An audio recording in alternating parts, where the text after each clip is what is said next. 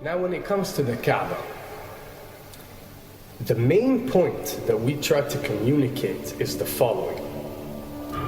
In Islam or in the Quran, God teaches that if all mankind and if all the jinn combine to sin and move away from God, then God doesn't lose one atom's worth of his kingdom. And if mankind and jinn combined to dedicate every second of their life to prayer and to worship of the one God, then God's kingdom doesn't gain one atom's worth as well.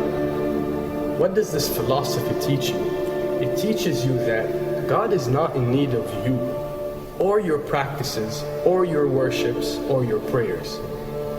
You are in need of these practices and these worships. You are in need of God and not the other way around.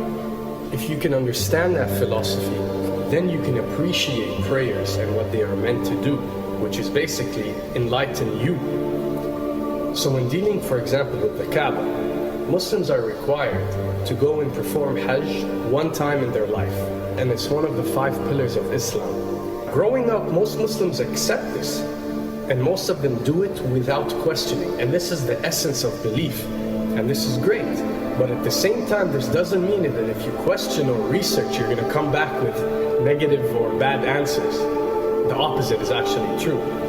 So when we started researching into the esoteric agendas and we started researching the elite, we found out how much certain type of practices and rituals can affect your lives.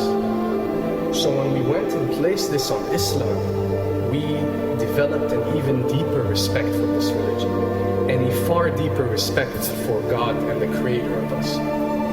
So when you go to the Kaaba and you circle around it 7 times, the essence of this worship is not that you are worshipping a stone, or that you are worshipping a house, or that you are worshipping a Kaaba. The Kaaba is merely the focal point or the centerpiece that all Muslims have to unite and focus their energy and prayers towards in a practice that is actually worshipping God.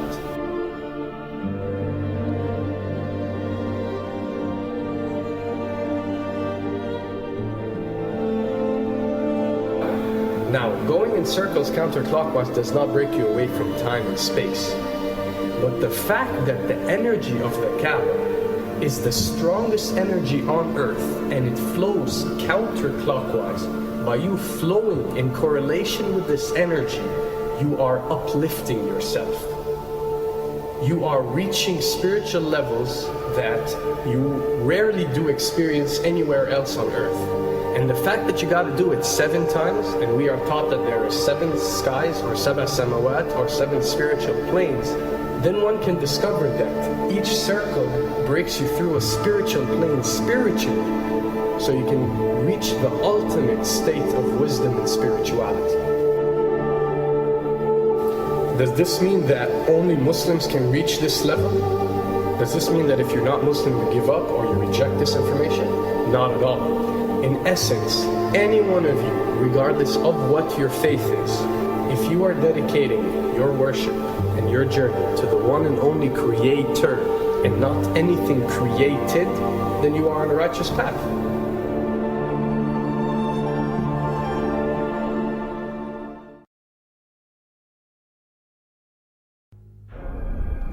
To begin with, the significance of 911. What you have to understand, and what we are trying to explain, is that when dealing with extra dimensions, or when dealing with beings from extra dimensions like jinn, for example, or when dealing with the Illuminati, or the elite, or people that follow a certain type of esoteric agendas, although me and you communicate through words and letters, they have chosen a different type of language. And this is a cross-boundary type of language. This is a language that goes across the boundaries, understood by all. And this is the language of numbers and shapes. And this is why whenever you do research about these groups, you'll find out that they practice something called sacred numerology and sacred geometry. What does this mean? It means that each number is given a meaning. Each shape is given a meaning. A meaning is communicated whenever a shape is presented or a number is presented by these specific groups. I'm not talking about random people or random groups. We're talking about specific groups that follow this type of agenda. When numbers are used, it signifies a certain type of meaning. When shapes are used, the same is followed. So, in their definition, in a numerological sense, 10 is the Alpha and the Omega, or the God. 11 is a step above God. 101 is a step above God. 911 or 911 is the skipping of God. It is the ultimate challenge. It is going from number 9, which has a specific meaning, to number 11 without going through 10. It's skipping God. So it's no coincidence that this event that we call 911 today took place on 911. It is the ultimate challenge. So now that we understood what 911 means, what other practice do we do that deals with 911? Calling a number whenever you are in an emergency. Now, creating an institution that helps people whenever they are in need of help and whenever they are experiencing an emergency is fine. There's nothing against it. There's no religion, there's no logical person on earth that will tell you this is wrong. But when you understand how sinister that these elite are and the way they work on a level that's way beyond what you think. So the fact that when you're experiencing an emergency or when you are in need of help, you have to pick up a phone and dial 911, which is the ultimate numerological definition of skipping God, then you'll understand how these people work.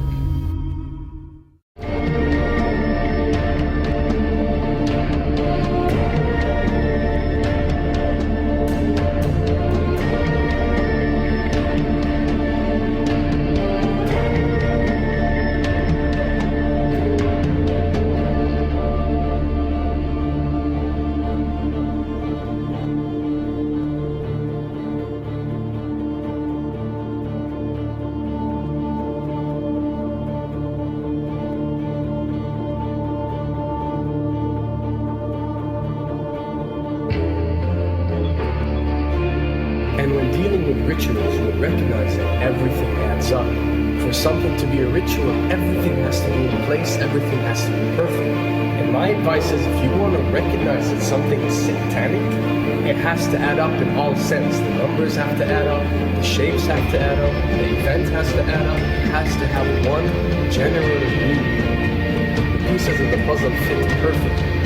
That's when you recognize when something is ritualistic or satanic.